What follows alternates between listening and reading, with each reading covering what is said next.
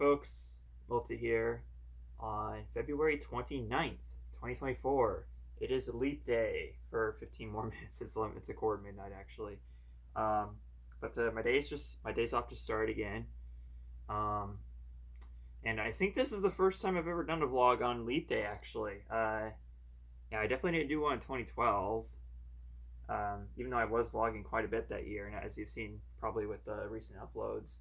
Um, 2016 definitely didn't either because I wasn't even vlogging at the time. 2020, yeah, I missed that day. I missed that time too. So yeah, this is my first time doing a February 29th vlog. So yay!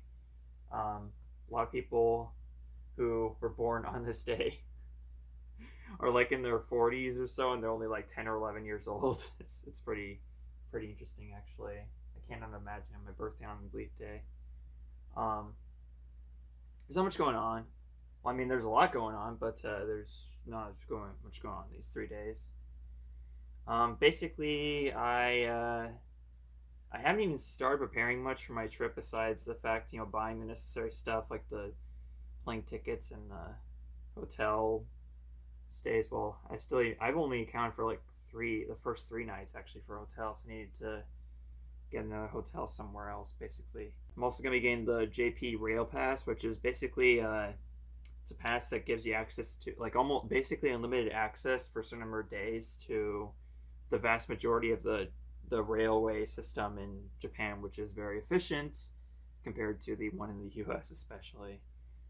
So that'll be extremely helpful. Although it's a little pricey, but fortunately, I just got paid today, so that's not an issue now. I can get that as long as a few other things as well. I still haven't done my taxes yet either. I need to do that. I really need to get on that because having that money be extra helpful for my trip actually. It's pretty much the one ace up my sleeve because otherwise I'm not doing so well financially recently because I had to take out a couple loans for the past two flights that I paid for. So yeah, it's gonna be a little tight afterwards, and I really need to get my savings back up. First things first, got to pay off those freaking loans. Ugh. And the student loans too. Don't even get me started on those. In my free time, I've been continuing on with language studying, with a special focus on Japanese, especially recently. And yeah, I want to again, like in the near future, like do some content related to that. Like sharing my experience so far, and also kind of, talking about like some of the apps that I've used and tried to use over the past couple of years because it's been almost 2 years now. I've been studying, off and on studying Chinese and Japanese, especially Chinese. And even though I still can't have a conversation, I still can't hold a conversation in these languages yet. But I'm getting there slowly but surely. On the subject of weather recently, it's been freaking insane this week. Like it literally could not make up its mind, especially Tuesday night going to Wednesday night. Tuesday, that we had a high literally of 68 degrees here in Neenah, Wisconsin, and overnight it dropped all the way down to 17 degrees. So I think in Celsius that would be like the high was like 18 degrees, and then it got down to -10 overnight, somewhere around there. That's basically the difference in both Fahrenheit and Celsius. So it's been freaking insane. But for most part, now it's just it's settled on like 30s at night, and then like 40s or even 50s during the daytime. So it's still unusually warm for this time of year. But of course, we are going into March. But still, March is still part of winter for us here in this part of the state. So yeah, I'm still expecting to see more snow at some point, but for now it's going to be kind of mild-ish, I guess, for a little bit. I've mentioned this before in the past, but basically March is like the first half of March is kind of like fool's spring, basically, where it kind of fools us into thinking that spring is starting and that the weather's going to be nice from here on out. But usually by the second half of March, it gets all cold and snowy again and shit. So that's just something that's kind of expected in these parts, I guess. So let's start getting into the game collections, shall we? Since we're going to March here, so. Yeah, we got Xbox. Like this entire the top half of this shelf is basically 9th gen, 8th and 9th gen. Well, this whole shelf is 8th and 9th gen basically.